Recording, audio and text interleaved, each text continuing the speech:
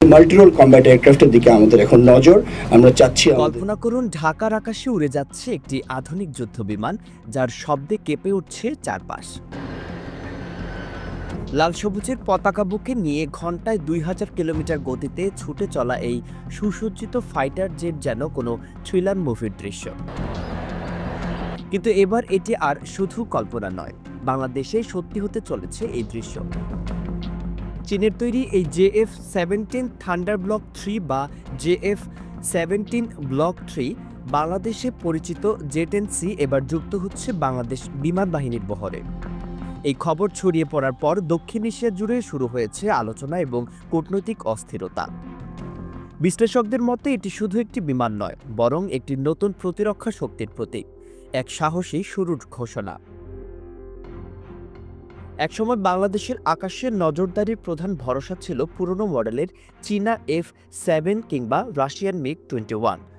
তবে দিন বদলেছে, নেতৃত্ব বদলেছে, আর সেই সঙ্গে বদলেছে দেশের সামরিক দৃষ্টিভঙ্গিও। আধুনিক যুদ্ধনীতির অংশ হিসেবে বাংলাদেশ এখন নতুন এক কৌশলগত রণকৌশলে প্রবেশ করছে। চতুর্থ প্রজন্মের multirole fighter jet JF-17 thunder block 3 হলো এই পরিবর্তনের চমক। কম খরচে সর্বোচ্চ সক্ষমতার কারণে এই বিমানটিকে তুলনা করা হয় আমেরিকান F-16 এর সঙ্গে। কিন্তু খরচের দিক থেকে এটি অনেক বেশি সাশ্রয়ী। পাকিস্তান ইতিমধ্যেই এই যুদ্ধবিমান ব্যবহার করে ভারতের রাফালের বিরুদ্ধে সফলভাবে মাঠে নামিয়েছে। তথ্যসূত্রে জানা গেছে, বাংলাদেশ প্রাথমিকভাবে 16টি J-10C সংগ্রহের আগ্রহ প্রকাশ করেছে। এর ফলে পুরনো যুদ্ধবিমানের যুগের অবসান ঘটিয়ে দেশটি প্রবেশ করতে চলেছে আধুনিক এভিয়েশন যুগে। বাংলাদেশ বিমান বাহিনীর air vice marshal Hasan Mahmud Khan জানিয়েছেন, সরকার এখন সরাসরি যুদ্ধবিমান ও হেলিকপ্টার সংগ্রহের সিদ্ধান্ত নিয়েছে। এই তালিকায় শীর্ষে রয়েছে এই চীনা ড্রাগন জেট। হঠাৎ সামরিক তৎপরতা নিয়ে প্রশ্ন উঠলেও বিশ্লেষকদের মতে এর পেছনে রয়েছে মিয়ানমার ও ভারতের সঙ্গে চলমান ভূ রাজনৈতিক চাপে প্রস্তুতি নেওয়ার প্রয়োজনীয়তা।